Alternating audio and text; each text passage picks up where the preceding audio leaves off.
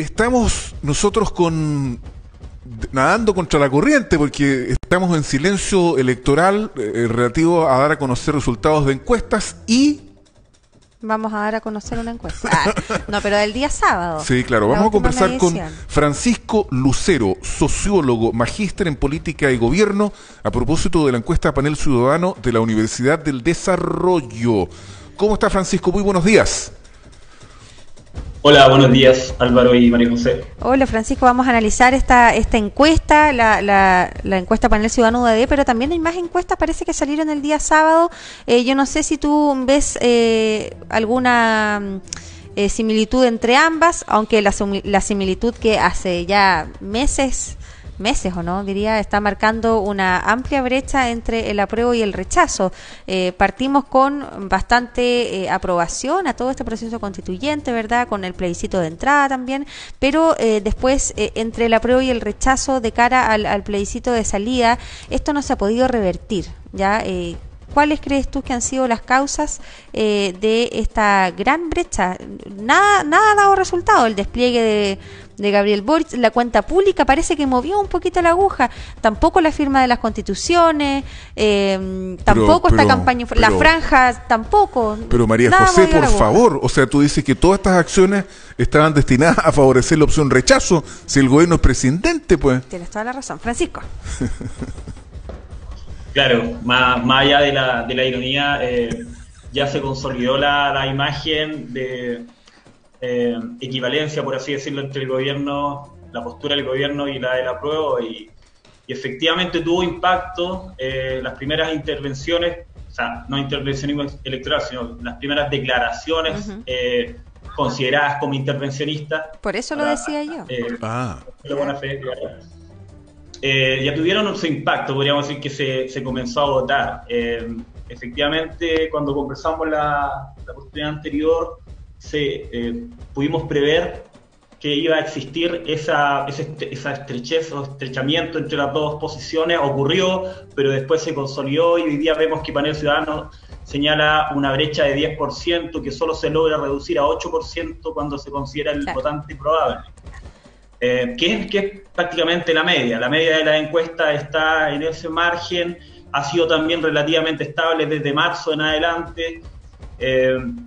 Lo que sí se puede anticipar a raíz de esto, que se puede concluir, y por eso viene la vea de las encuestas, es que esos resultados solo rigen cuando sabemos que es tan fluctuante la opinión pública, sobre todo por la alta proporción de indecisos, que nunca se han logrado estimar en su volumen con claridad.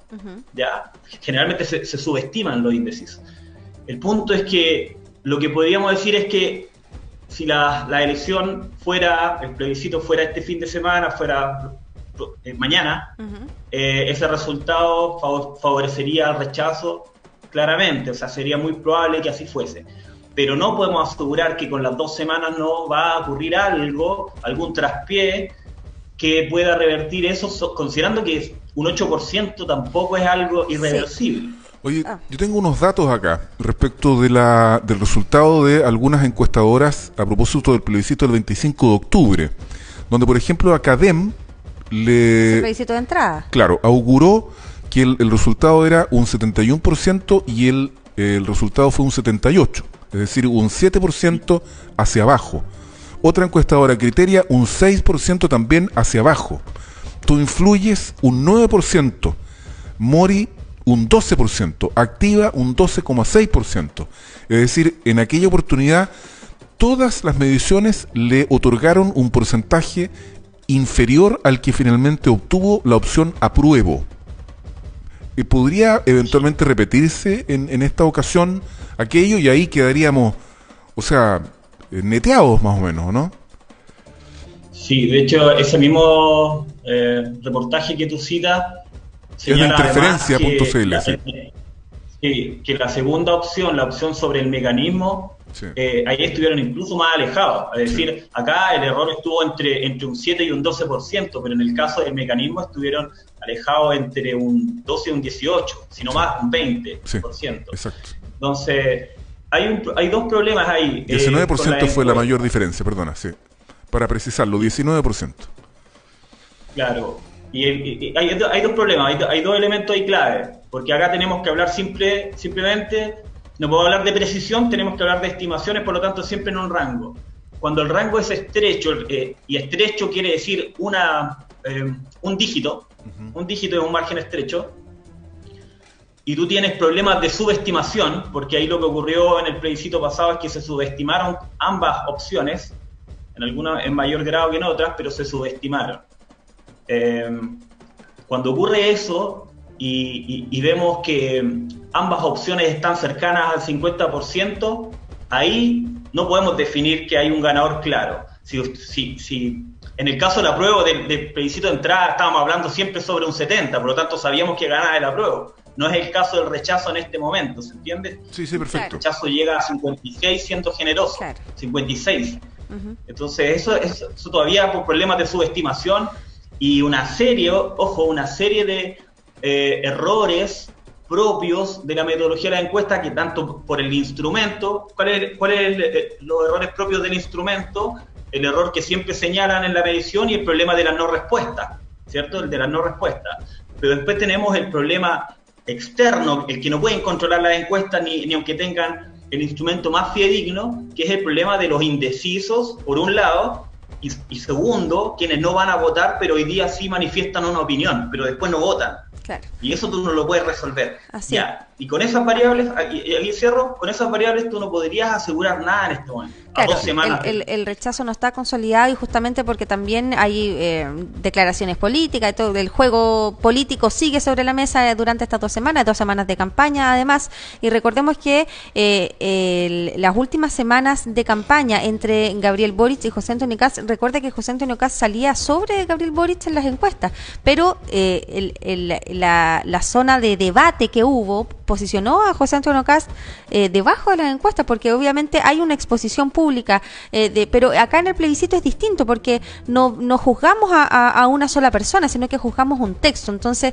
ahí también es difícil que el apruebo repunte, porque no hay que juzgar a una sola persona, no está personificado el apruebo, aunque podría ser que si Gabriel Boric, como tiene una alta correlación el gobierno con el apruebo, si Gabriel Boric tiene una buena gestión y tiene un despliegue durante estas 2 semanas, podría inclusive mover la aguja, no porque el gobierno quiera, en su carácter de presidencia, pero como está tan correlacionado el apruebo con el gobierno, no sé, yo me imagino si, por ejemplo, el gobierno hace un cambio de gabinete en los puntos críticos, podría quizás mover la aguja, no sé cómo lo ves, Francisco. Que dices tú.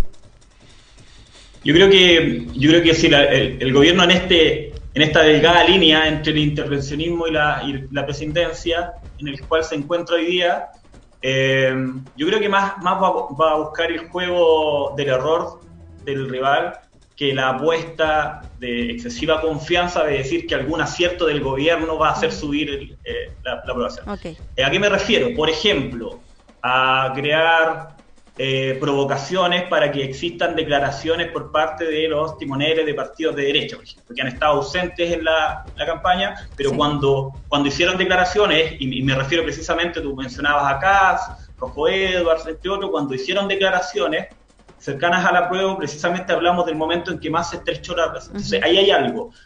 Y ese traspiés que ya se probó, que resulta, podría ser una estrategia en las 2 semanas restantes. No creo que se caiga en algo muy obvio, porque ya al momento ya no se hizo, y tú caes en jugadas obvias cuando tienes cómo medir el impacto de tu jugada, ¿cierto? De tu estrategia. Ahora ya no tenemos encuestas, entonces no tendría sentido hacer un testeo de qué resulta, qué no resulta, porque no tendrías la retroalimentación. Claro. Francisco, queda poquito tiempo, pero esto no lo puedo dejar de preguntar. El factor de que sea obligatorio, esto va evidentemente a influir en algo, por eso es también hay tanta incertidumbre en el resultado del plebiscito de salida, a pesar de una brecha de 10 puntos en las encuestas, y también referirme a una encuesta del el estudio del Centro de Estudios Interculturales e Indígenas, que fíjese que señala que el 86% de los encuestados está de acuerdo con entregar reconocimiento constitucional a los pueblos originarios, y también el 58% lo que dijo la CEP la semana pasada. Y el 58% dice que apoya que la nueva Constitución consagre a Chile como Estado plurinacional, uno de los temas que se ve que más incide en el rechazo. Entonces, ¿cómo lo ves tú, esos dos factores? Sí, comenzando por lo último, ese centro que depende de 3 universidades, claro, muestra algo que en el debate no se ha logrado disipar, pero aquí con datos contundentes señalan que siempre por sobre una aprobación de 70 en los distintos temas asociados a pueblos originarios, reconocimiento, Estado plurilingüe, Estado plurinacional, y el único que está cercano al 60, lo cual sigue siendo alto, es el de los escaños reservados, que quizás es el ámbito más debatible, ¿ya?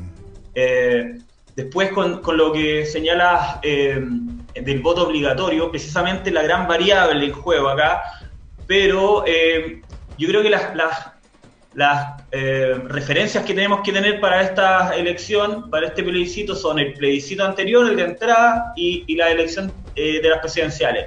¿Qué patrón podemos ver ahí? Un incremento de la concurrencia a las urnas en ambos casos. Es decir, antes de la presidencial, voto histórico, votación histórica en Chile, 51%, y después elecciones presidenciales, se rompe ese récord, por así decirlo, con 55% de participación. Entonces, yo creo que esa tendencia no se tendría que revertir acá en el de salida, porque también tenemos polarización, y la polarización convoca más a la urna que una gama quizás más amplia de opciones. Y lo último que podría señalar con respecto a si se pueden anticipar escenarios o no, yo creo que la gran pregunta de los escenarios, y ya un poco los medios de comunicación la han recogido, es el ambiente reformista, es decir, si los compromisos de la izquierda y los compromisos de la derecha se van a cumplir o no en términos de reforma. Yo creo que es más importante hoy día para visualizar escenarios que la elección misma, que es incierta. Cuando es incierta, por lo estrecha que es, por lo estrecha que va a ser, tú no puedes sacar mayores conclusiones, pero sí puedes sacar conclusiones en términos de cómo se va a comportar cada una de las partes, sobre todo la derecha, cómo se va a comportar dependiendo si el margen es más alto, bajo, si ganó, si perdió, claro, su postura. Muchas gracias, Francisco Lucero, sociólogo, magíster en política y gobierno, por este análisis de comienzo de semana, cuando ya entramos a la recta final. El lunes subsiguiente, si no me equivoco, el lunes subsiguiente, vamos a estar dando a conocer los resultados. Estaremos conversando probablemente con Francisco, aquí analizando qué pasó el día anterior. Se superó la participación. Claro. Hay hartas cosas de las que vamos a estar hablando. Los grupos predominantes, etcétera. Ya, pues, Francisco, muchas gracias por haber estado con nosotros comenzando esta semana. Muchas gracias a usted. Buena semana. Buena semana. 8 de la mañana con 32 minutos, ya vienen los estelares. Hoy día estaremos con Paz Charpentier, que reaparece después de 2 semanas en que no estuvo Paz, y también estaremos con Javier Sandoval, los estelares del lunes. Aquí en Buena Costumbre, sigue con nosotros.